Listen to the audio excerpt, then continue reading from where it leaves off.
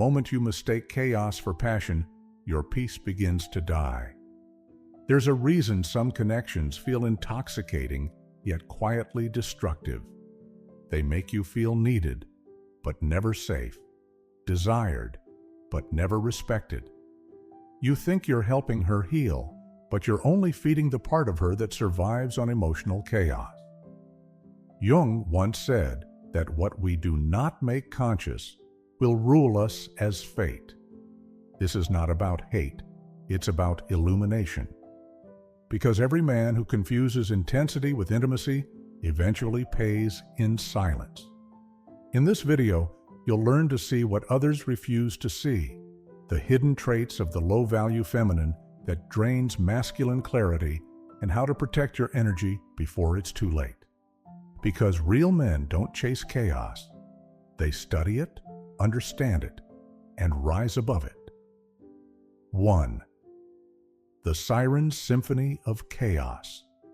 The Siren's Symphony of Chaos. That's what it feels like when your mind becomes addicted to someone who thrives on emotional turbulence. You tell yourself it's love, but deep down, it's survival. You see, the psyche doesn't always crave what's good for it. It craves what's familiar. And if your nervous system learned that affection only comes with instability, then calm will feel like rejection. You'll chase the storm, not because it's love, but because silence feels like abandonment. Why do we crave the fire that burns us? Because chaos offers intensity, and intensity tricks the mind into believing its meaning.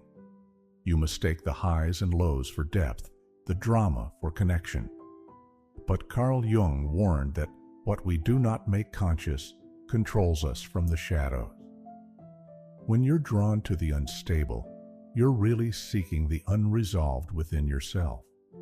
The woman who can't find peace mirrors the part of you that fears stillness.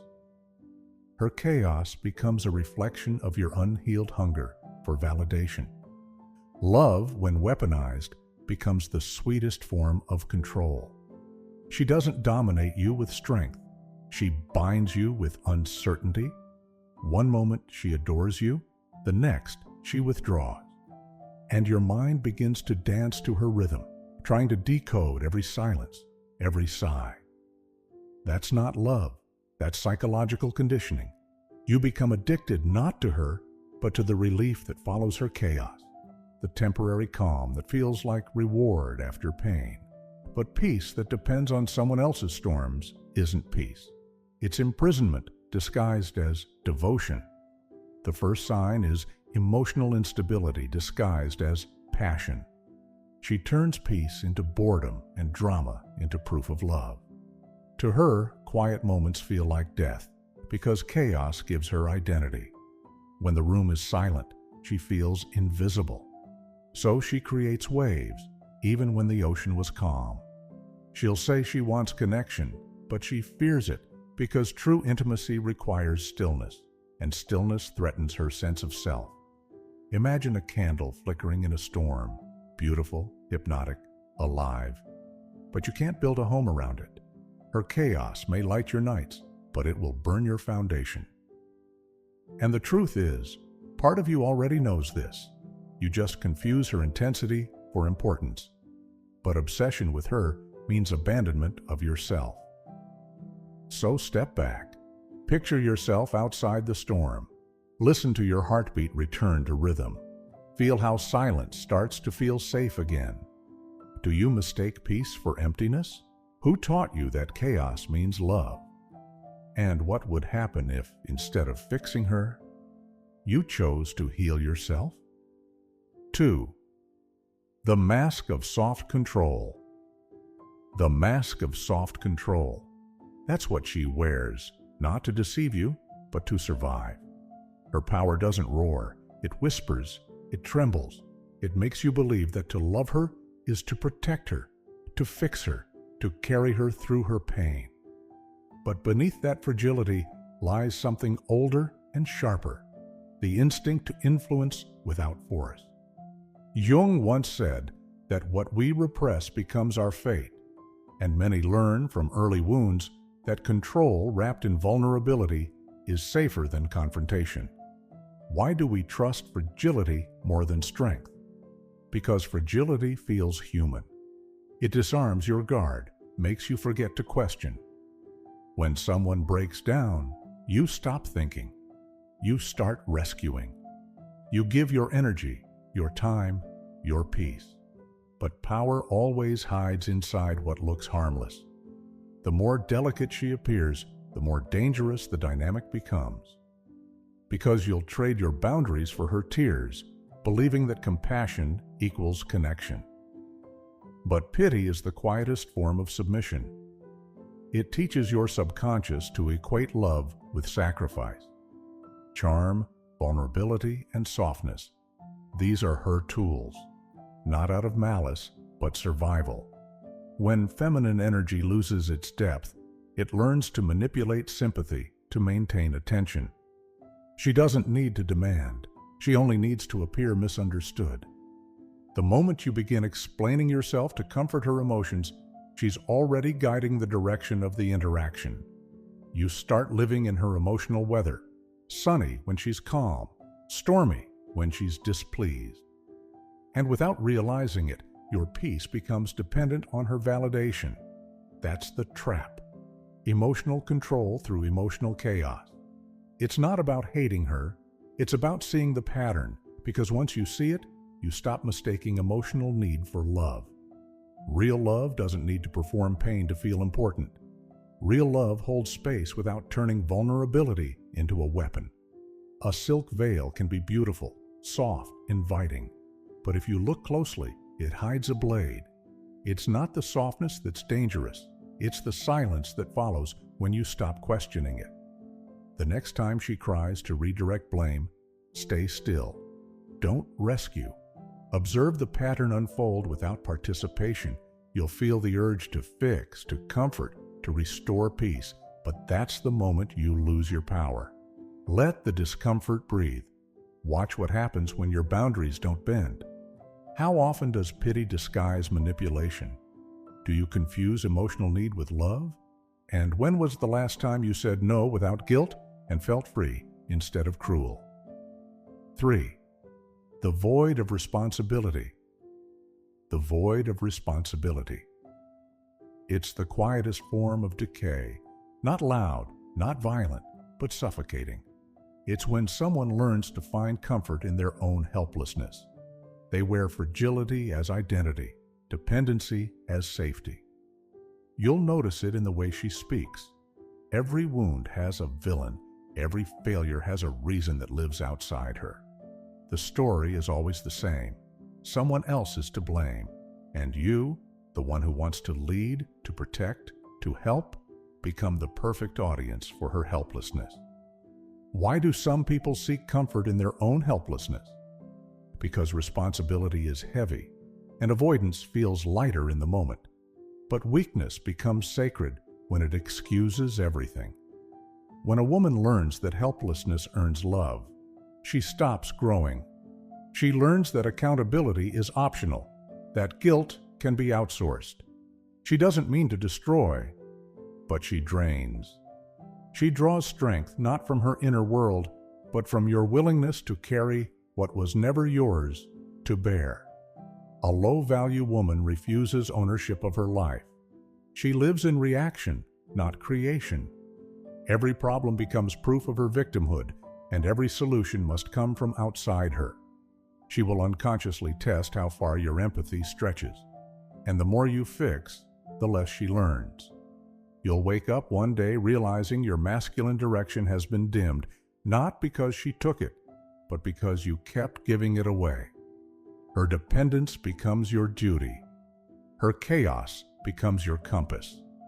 And before you know it, your energy revolves around maintaining her comfort instead of protecting your own clarity. Imagine a garden where nothing grows because no one dares to dig the soil. That's what happens when you carry someone's responsibility for them. The ground remains untouched, soft, safe, sterile. Growth requires friction, failure, and truth. But she avoids all three, wrapping herself in excuses, until even her potential begins to suffocate. And you, thinking you're helping, become the gardener watering dead roots. So imagine this. Hand back every problem that was never yours to fix. See her burdens slide off your shoulders. Feel how light your chest becomes when you stop playing savior. Because saving someone who refuses to change isn't compassion, it's self-abandonment. Whose pain are you carrying that doesn't belong to you? What would happen if you stopped apologizing for her chaos? And tell me, are you rescuing her or just avoiding your own emptiness? 4. The mirror of validation. The mirror of validation. It's a silent prison disguised as affection, a loop of reflection where two people mistake attention for intimacy. You think she needs you, but in truth, she only needs your gaze. And you, believing your presence, gives her meaning. Forget that her hunger for validation is not love, it's survival. It's the unconscious attempt to fill a void that has no bottom. The insecure don't chase connection, they chase witnesses. Because when you don't know who you are, attention becomes oxygen. Why does attention feel like oxygen to the insecure? Because validation temporarily quiets the inner chaos. It gives form to a self that constantly dissolves without external approval. Every selfie, every argument, every emotional crisis becomes bait. Not for affection, but for significance. She measures worth not by her depth, but by how many eyes she commands. And every time you respond, reassure, or rescue, you become her reflection. A mirror confirming that she still exists. Jung would call this identification with the persona, living through the mask, not the soul. But here's the paradox. Your addiction to being needed sustains her illusion of power. She feeds on your attention, and you feed on her dependence. You both become mirrors, endlessly reflecting emptiness back and forth. Two egos orbiting around the same void. She needs to be seen. You need to feel essential. But the more you give, the less of yourself remains. That's how energy is drained, not through malice, but through mutual unconsciousness. And what feels like love soon becomes performance. Imagine two mirrors facing each other, reflecting emptiness forever. No matter how many reflections appear, none are real. That's what happens when validation replaces authenticity. It multiplies images, not depth. The more she performs, the more hollow she feels. The more you praise, the more invisible you become. Because validation never satisfies. It only delays collapse. The ego doesn't want peace. It wants proof. So close your eyes. Imagine withdrawing every drop of validation she feeds on. No reassurance, no reaction, just presence, detached, observing. Watch how her image begins to fade, how her identity unravels without applause. That's not cruelty. That's clarity. Because when you stop playing mirror, truth appears. Do you exist to be admired or to be understood? What emptiness in you keeps fueling her hunger? And how many times have you mistaken attention for love when all you really wanted was peace? 5. The cult of appearance. The cult of appearance. It's the religion of our age. Worship without substance, devotion without soul. We polish our cages and call it freedom. We edit our faces, sculpt our bodies, and chase the illusion of eternal desirability. Not because we love beauty, but because we fear invisibility. Beneath the obsession with image hides a deeper terror, the fear of being ordinary. Because when substance fades, style becomes salvation. The mask becomes identity, and the performance replaces the person. She learns early that attention is currency, and in a world addicted to surfaces, beauty buys power. Her reflection becomes her religion, the mirror, her altar. She feeds her insecurities with admiration, mistaking desire for respect and attention for love. Carl Jung would say she's possessed by an archetype, the anima in distortion, where feminine energy loses its soul and becomes spectacle.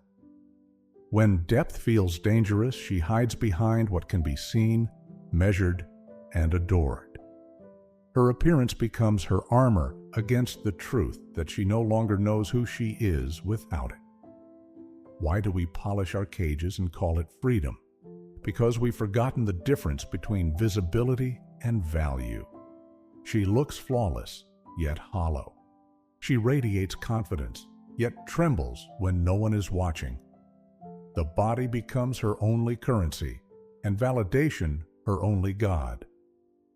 She cannot sit in silence because silence demands presence, not performance. She fears aging because time threatens the only identity she knows. She fears reflection because it reveals how much of her power depends on others' approval. And deep down, she fears love because true love sees through the mask. Imagine a golden crown on an empty throne. That's what the cult of appearance really is: power without purpose. You can decorate the shell, but if the soul beneath it sleeps, all you rule is illusion. Beauty is meant to express essence, not replace it. But in the absence of depth, she must amplify form. It's not vanity, it's survival. When the inner world is empty, attention becomes the only proof of existence. So imagine seeing beauty that doesn't seduce, but inspires calm. That's what real feminine energy feels like: grounded, magnetic, alive in stillness. It doesn't demand eyes, it commands respect through essence. It doesn't chase validation, it radiates it. Do you admire appearance or presence? What happens to desire when the mask falls away? And how often do you ignore emptiness simply because it's beautiful? 6. The web of weak bonds. The web of weak bonds. It's not always built out of malice. Sometimes it's built out of fear. Fear of standing alone. Fear of outgrowing those who make us feel safe in our smallness. The weak attract the weak to avoid awakening. Because growth demands pain, and pain demands courage.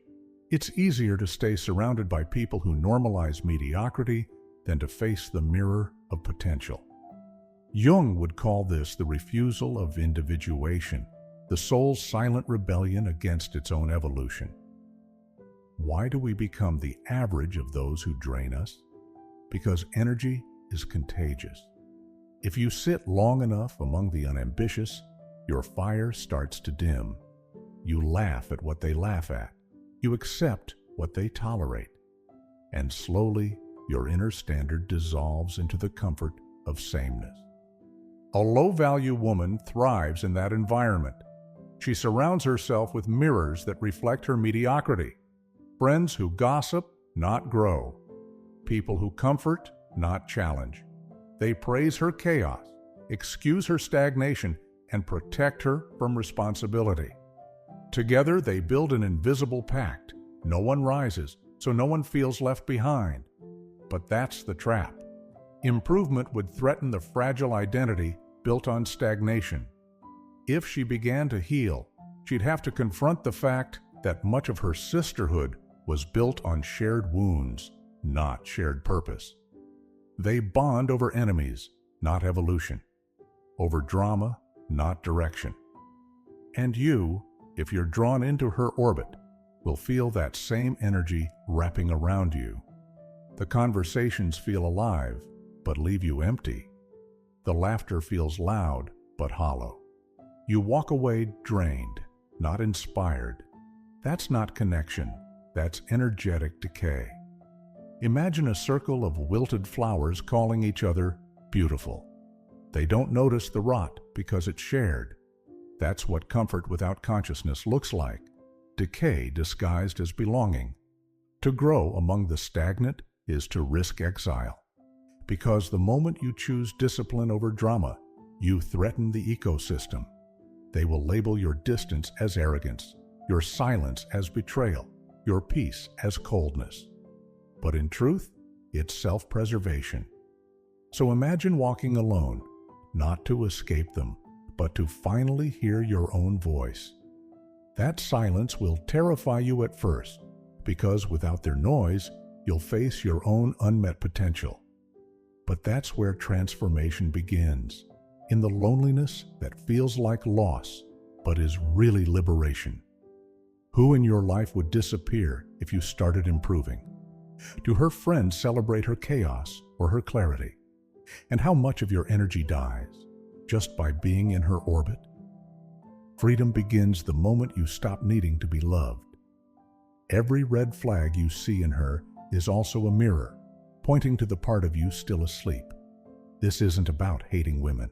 It's about understanding energy and protecting the sanctity of your masculine focus. When you master awareness, manipulation dies in your presence. So from this moment, don't chase, don't fix, don't justify. Observe who loses control when you no longer play their game. Like, share, and subscribe to Jung Mind, where the shadow meets the soul and self-awareness becomes your greatest weapon. Who are you when no one can control your peace?